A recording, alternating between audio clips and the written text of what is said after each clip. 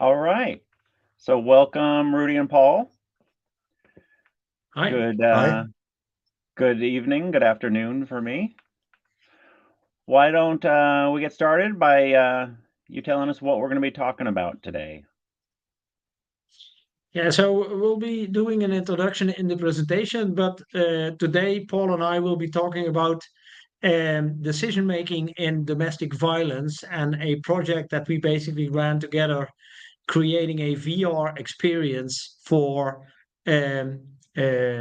prosecutors, basically, to actually make decisions in violent situations better.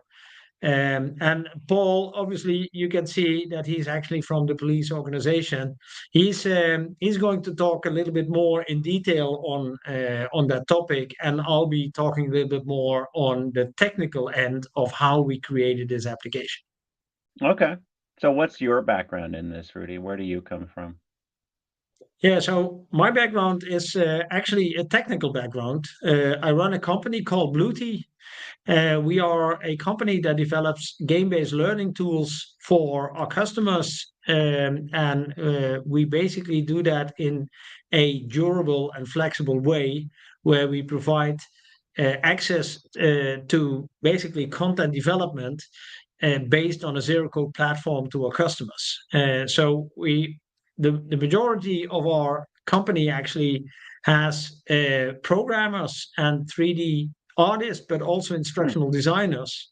And my role within that team is to actually talk to the customer, find out what the real training need is, what the real training goal is, and then figure out together with the team how we can solve their training issue in the most effective and efficient way. Okay. Is that how you two met? Well, Collaborating on one of these projects? Yeah, that's a long story. No. Oh, okay. So we actually we actually met through. So the Dutch police has a innovation laboratory, which is pretty near where our office is, and we actually met through that part of the organization where they use innovation to solve practical issues. So this innovation lab is actually focused on very practical, real life problems instead of just innovating. And that's where we came up basically with this topic, where it's difficult to assess. And again, Paul is going to go in more detail on that end, because that's actually why we wanted to put it into a virtual world. All right. Well, with that, let's get into it. All right. So I'll quickly switch to the screen that we can run a presentation on. So we already did the first slide, decision making in domestic violence situations. I'm here together with Paul. I introduced myself already. I have a background in electronics. I have been an entrepreneur for over 30 years at this point, always working in IT. Used to work in IT infrastructure and then moved over to software, where in using simulations, especially focused on aerospace in the beginning, where I got in contact with simulations first. Um, I actually saw that you need subject matter experts to actually develop a simulation. And that's where Bluetooth started in developing a platform that our customers in the end can use to develop basically their own game flow. And together with me today, I have Paul Streutjes, and Paul is going to introduce himself. So, Paul. Hi there, I'm Paul Streutjes. I'm working as an operational specialist by the Dutch National Police Force, and I'm a liaison health and safety. The place where I'm working is in the province of Limburg in the south of the Netherlands. And every month, a child or adult dies in the Netherlands as a result of domestic violence.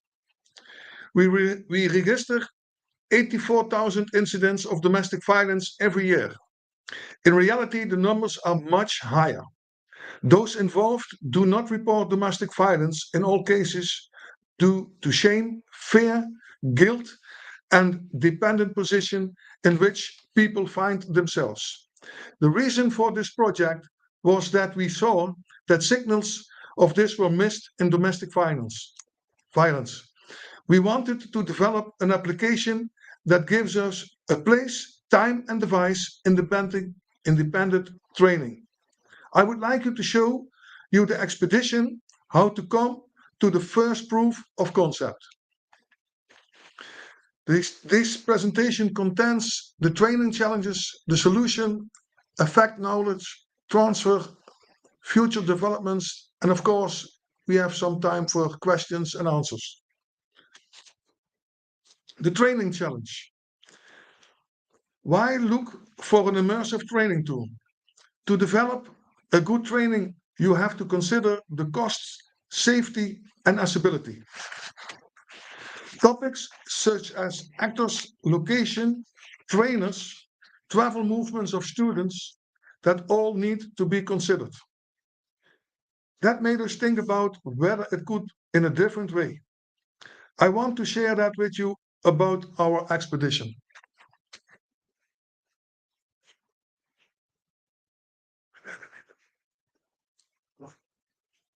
Task of the police subordinate to the competent authority and in accordance with applicable legalization is to investigate criminal offenses and maintain public order and to provide assistance to those who need it. In case of domestic violence, in addition to investigating, we also open the door for professional assistance. If we can demonstrate that there is an unsafe situation, we can advise the major to impose a restraining order. That is done by the police officer with the role of an assistant public prosecutor. Research taught us that in the same situation and using the legally established analysis model, the outcomes were always different. That course turned out to be sharpness of observation skills of the assistant public prosecutor at the scene. Blue T helped us to develop a training tool, proof of concept, that allowed me to train independently of location, time, and device. The advances are that the analysis become better and meets the requirements. The students receive better feedback and the coach can train more students in the same time. The training challenge. What do we need to address? To build a good training application, you have to notice safety, cost, and accessibility. That gives us the following principles. the limited availability to train assets, inefficiency due to necessary travel for training, time of territory, limitation in training hours. Training is only possible in a simulated environment. The analysis model is legally established. More students can be trained simultaneously. It can be linked with VR for an optical learning experience. Excessive instructor hours lost in relation to limited training hours. Sustainability, travel only when necessary. The solution, what we create. We want to train as realistic as possible on microsignals of domestic violence. At the time we created this proof of concept, we discovered that we can also apply this method to other training subjects. But let's see what the proof of concept like in real life. So we'll show a short video of the product. Sound quality, as we discovered, might not be perfect, but you'll hear text-to-speech, which is basically the essence of the simulation here. So let me start the simulation as a video.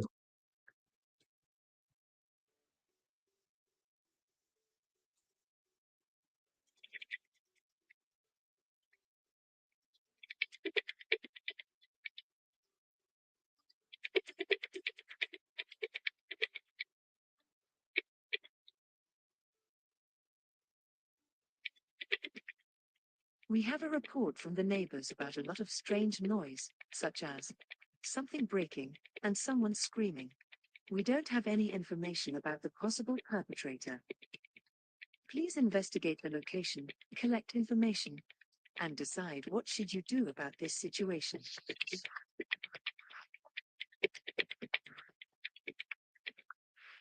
There is laundry on the floor. It seems the parents are messy, but it doesn't indicate domestic abuse on its own. Let's mark this as a weak signal of domestic abuse.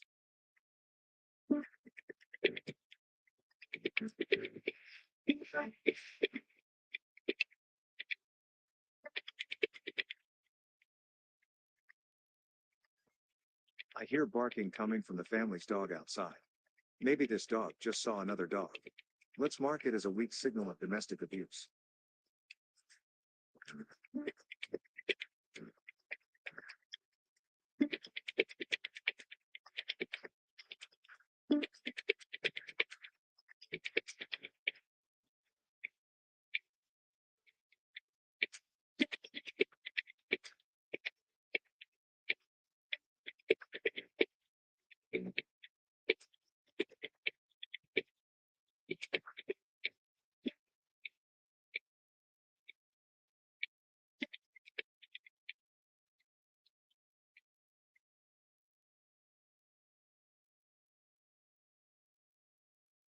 We were seeing this whole research as an expedition, and we are now in Camp 1. At Camp 1, we developed a proof of concept. For complex issues, we work together with other parties to work on safety. In addition to governmental organizations and non-governmental organizations, we also work with private parties to achieve our goal. This produced an additional effect. We found that we can also apply this training method to other subjects. The result is that the training can now be offered independently of place, time, or device. We can even offer it in a virtual reality. That makes the learning moment even more intense. And the application used can quickly and easily adapt to new changes. Let's see what the next challenge is in this expedition. What's important to know then? Most teachers waste their time by asking questions that are intended to discover what a pupil doesn't know. Whereas the true art of questioning is to discover what the pupil does know is capable of knowing. By Albert Einstein. Future developments. Where do... So the the next step is that I'm going to talk a little bit more about the technology that is actually behind this simulation.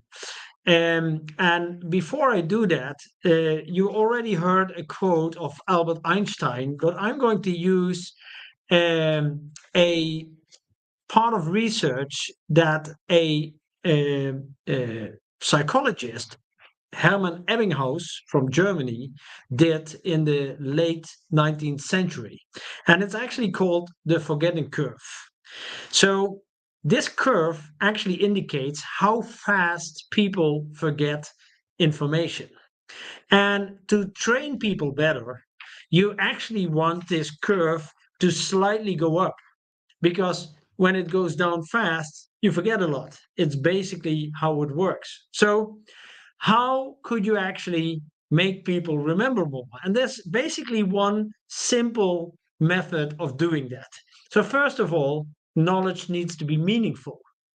And so there needs to be context in what you're doing. And doing a virtual simulation, or doing it actually through a desktop game, but creating the surroundings that actually matches what you normally in real life would face, actually helps. But the second thing is repetition, rehearsal. So if you are not able to rehearse in real life, then it's going to be a challenge to actually raise this bar. So, what happens if you do the training over and over and over again is that actually this line, this forgetting curve, is going up, up, up, which actually means that you start forgetting less information. And this is an important factor that actually comes with a virtual training tool if it's meaningful and flexible enough. And the reason why I'm saying that is actually one of the points that Paul already mentioned was that they wanted to have a tool that is everywhere accessible, and at the same cost, basically, at every time in a safe environment. So their current training actually relies on doing a training once in a while with actors, which is extremely costly and hard to get access to because you have to plan it and stuff like that. So a training tool like this, doing it in a virtual environment, it actually can raise this bar, this forgetting curve, just by giving you access to something that is available at any time. And I have to explain, this was built on game-based learning principles. So it's very effective to do it in a virtual world. And we already, from the proof of concept, have seen this effect already arising. So if you look at the left column here, in a normal training, you should be able to make mistakes and break things and do that actually in a safe environment. But your real practice is actually preventing that, because making mistakes could actually have a huge impact within domestic violence if you would do a real life training. And then on the right hand side here, you see basically all the elements that are very unique to a training tool as we develop it in game based learning. First of all, availability. I already mentioned it, but the training tool is always available because it's virtual. And that's also the reason why we use this hybrid infrastructure. I'm going to get back to that later on, but this hybrid infrastructure is important because just doing it in VR would actually bring back the location element, which is that you need a VR device to train. But having it on a desktop or a tablet available as well, in normal situations, the desktop system is at your disposal at all times. You'll use it in office situations very often. So that would actually give you access to the training even more. So the second thing is that it's very consistent and it doesn't judge. So having humans interpret something, it's always subjective, where you want your training to be as objective as possible. And by doing it, by basically capturing the knowledge into a virtual training tool, it actually helps in the end the trainee to be better trained, but have the same basis for everyone over and over again. And as Paul mentioned it before, we actually they did a test with a few officers. They gave them the exact same situation, and they all had a different outcome. And that is something you want to prevent, especially when it's in domestic violence situations, because it's about humans. And you are judging and you're making decisions about another human, and you want that be as consistently as possible. Well, and the third element that is there, of course, obviously, is challenging. As long as your training is challenging, you'll pick up the most from your training, and you'll the most knowledge will actually stick, and it makes it fun to do. And of course, in a very heavy subject as domestic violence, still challenge and fun is something you need to incorporate to actually make sure that people keep on training. So there needs to be all the elements that you need, like points, badges, and leaderboards that you normally have in game type of situations. So to make this actually happen and to keep it as flexible as possible, we have a different approach. Not only for this project, but we do that for every project that we run. And if I just show a slide on how normally these type of simulations are being built, is basically in 4 big steps. So the first step is you have to create a 3D model or 3D environment, whatever it is. Then you have to add interactivity, because in this virtual world, you want the student to interact with the virtual world. And then the programmer is actually creating the scenarios. And in most cases, he has to sit together with a subject matter expert. And then the application, once ready, is deployed. But as you already can see in this structure, it's from that point on, it's set in stone. It's just, that is the simulation, that's what it does. But the world around us changes very quickly, and you need to make adjustments to your training. So you have to go over through this same cycle over and over again, which leads obviously to spending more time with programmers, which is kind of costly. So the approach that we take is basically slightly different from what you're seeing here. And that's actually this slide, which actually means we still need the 3D model, and we still have the interactivity on the 3D model that actually the students is interacting with.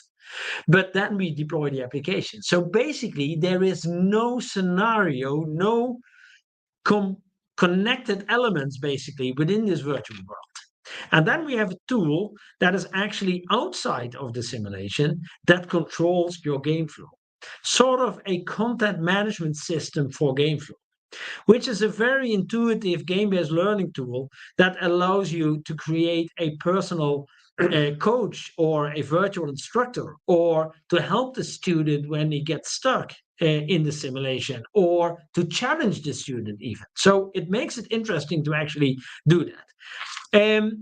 So the platform that we use for that and that we've created is called Virtual Studio, which is actually a zero-code platform that has a big difference compared to other platforms in the market that are very tailored to a specific technology, like a tool that enables you to create training in VR, or a tool that enables you to create training in AR. This tool actually enables you to create training in a virtual environment, and then it doesn't matter to what you deploy it. So you're on the left-hand side here, the virtual environment is actually physically separated from your scenario creation.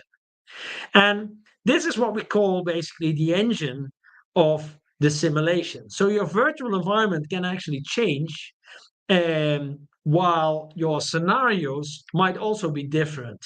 So this is a combination that actually creates flexibility and durability, because the zero code environment allows the subject matter expert to build their own training scenarios. You don't need a programmer for that.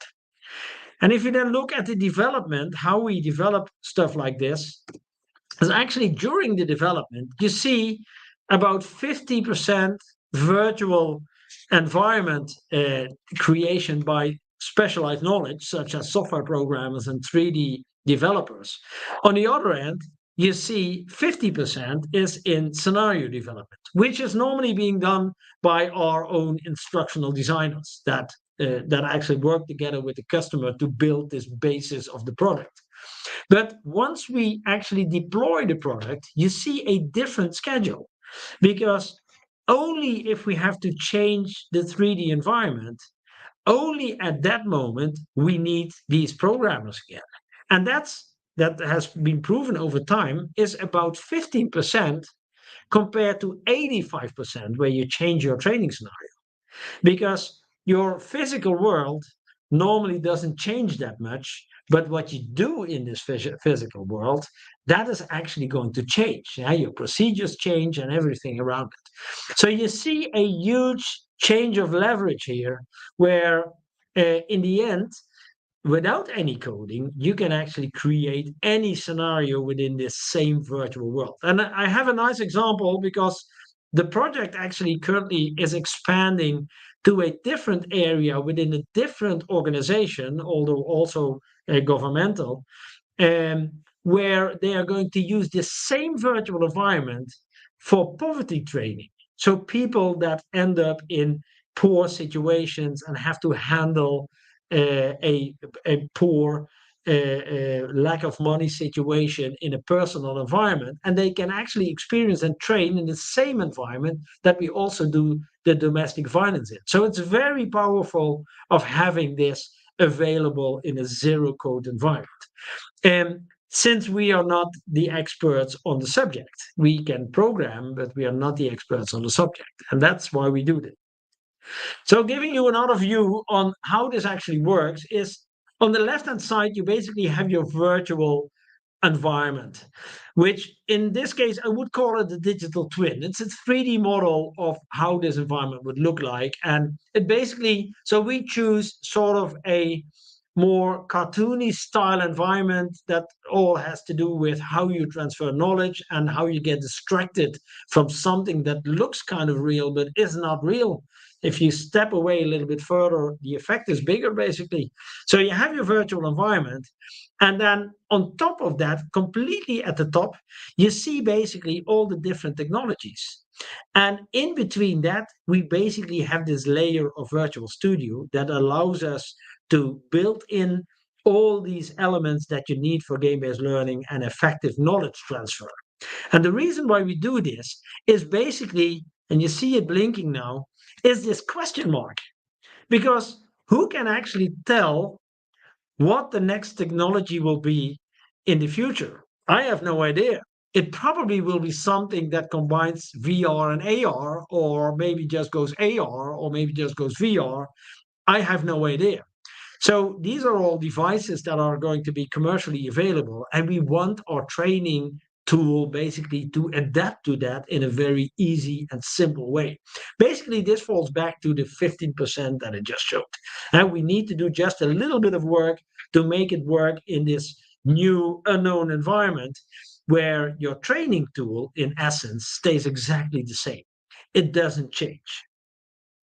So, having all said this, and if there are any questions after this session, then please ask, because I can go on and on this topic even more. But I want to hand over to Paul again to talk a little bit more about the future developments and how they see this project moving forward. Yeah, thank you. The future developments. We have to be instructed to further expand this training format for more topics of violence in depending relationships. The future developments. Because this training method is fast and efficient, it's an effective way to learn, and the student is making better analyses. Those decision makers are very important in this whole project. That will especially announced now at this moment. Yeah, so maybe also to add to that, you see that first of all you have decision making, which is critical in this training tool, but you also see the arrows basically expanding outside, which means that you can basically use the same environment for different topics that can use the same environment, which makes it extremely powerful. And also there, it's about decision making. So we have this, let's say, engine which creates the virtual environment. Then we have the topic of decision making and doing that in a very objective way instead of doing it very subjective. And combining that basically, on top of that, we can actually put different areas that people would like to train in where decision making in the same engine actually works. So that in addition to what you just said, Paul. Okay, there you see our beautiful country. In the south, there's the province Limburg. And now it's the time come to develop this future in our organization. Yeah, and adding to that, it should not stay within the Netherlands. So if there are viewers that have an interest in this project, I invite them to actually get in contact with us to see how we can actually expand outside of the Netherlands. As I told you before, it's an expedition. We are now at the beginning of a beautiful journey and are preparing the organization into the future. Let's hope we make that happen. So that's it, basically what we wanted to present. And we have even lots of time, I think, for questions and answers currently. So that was awesome, guys. I honestly could spend another 30 minutes just watching you show your no code interface. I would love to see that. Well, we can plan for that, Brad. That's no problem at all. You want to give me a demo? We can show it to Atlanta PD. It's really impressive. Absolutely. You use the term instructional designers, and you showed that slide where it went from 50% to I think 85%. Are the instructional designers, Rudy, specifically with your organization, or do you eventually have the customers and the clients? Are the instructional designers working for them as well?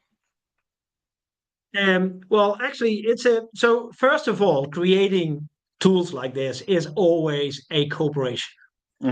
Because the police has this very specific knowledge about domestic violence and how to work with that. And we have this very specific knowledge on how to build these training tools, basically. So first of all, that's of course a cooperation that is extremely strong. But to prevent SMEs from the national police to have to talk to programmers that are very strict in how they program something within this virtual world, we have instructional designers within a company that actually are basically, let's say, sort of the glue between these two elements. Then what happens in normally when we do a project is that our instructional designers start the first levels, because if you go back to this slide with the bubbles, the second slide basically that is shown with the green one in it, where the scenario development is separated from the development, and you see that we have this 3D model, we have the interactivity, and then we give it to the user. But the simulation itself does not have any cause and effect in itself. So the simulation itself is just effect. Because cause is being generated through this scenario development tool. And so that what you see is that if I would give you the simulation without any scenario, it doesn't do anything. You can look around, but there's nothing that you can click on. There's nothing that actually works. And this is where initially in the first part of the project, in the first phase of the project, the instructional designers of Bluetooth built the first scenarios in this tool to actually make it work. So then in the end, we deliver a tool to our customer, in this case, the police, and they get a tool where they actually can train it. But then in the next step, we train the content developers of the police to actually build their own scenarios. So, and that's where they use this zero code environment, because it's basically putting together game flows. It's creating a game flow in sort of a structure that it becomes an instruction. And I have to elaborate a little bit more on this, because what you see is that if I would let an instructor build a scenario, it's typically a scenario where the instructor tells you what to do. But if you look at game-based learning, in every step that the instructor says, this is what you need to do, and this is the reason why you need to do it. The question that we ask and that our instructional designers train the instructional designers at customers' end is that you need to ask the questions, but what if? Yeah. What if I'm Yeah. not going to do that? Or what if I walk away? Or what if, so all the exceptions basically you built into this scenario. And that makes it into a true game-based learning experience because you have the feel of free play that you can just do whatever you like, but underwater, you're actually being steered and driven along a learning process very strictly that we know up front. And so that's basically an answer to your question that in the beginning it's our instructional designers, but in a later stage, it's their instructional designers that are being supported by our instructional designers. Which is probably the best way. Like you said, they are the experts. So, not to put you on the spot, but you showed the graph where the learning retention goes off. Do you have analytics of, and again, this will put you on the spot, do you have analytics of, is your system working? Does the You see me knowledge smiling. Ah, You see me smiling already. So actually, a fun fact is that we had a few students of a school, a university, basically in the south of the Netherlands, who actually this was a group of students focused on data science, okay. and instead of giving them our environment, we gave them data. Okay. And a fun thing that happened, they also created new data. So they wanted to, of course, if you do scientifically tested environments, you need to have a baseline and then you need to test every Yeah. time in the same structure. It's science, basically. So they did this setup and they actually shown this graph, but then going the other way around. Oh, So wow. because if you do learning, it's exactly the other way around. It's not what you forget, but Mhm. it's what you gained in knowledge. And they actually Yeah. showed it was a very fun fact. So they had people play the same level 3 times. Yeah. And then you saw the first graph going up, but you didn't succeed. The second one, you almost succeeded. And the third one, you succeeded. And in all test subjects, they had the same result. Wow. Oh, that's So it phenomenal. actually proves that it works. Yeah. Oh, that's great. Such a great product for, I mean, this is just something that's absolutely needed in the police field and something that's, if it's done wrong, the consequences are just so dire. Oh, that's Correct. wonderful. Correct. Yeah. Yeah. Well, thank you All guys right. so much for presenting this. It was great talking with you. It was a pleasure. Thank you. Yeah, no worries. All Yeah. right. Thank you so much. Thank you. Bye. Thank you for moderating. Bye bye. Bye-bye. Bye.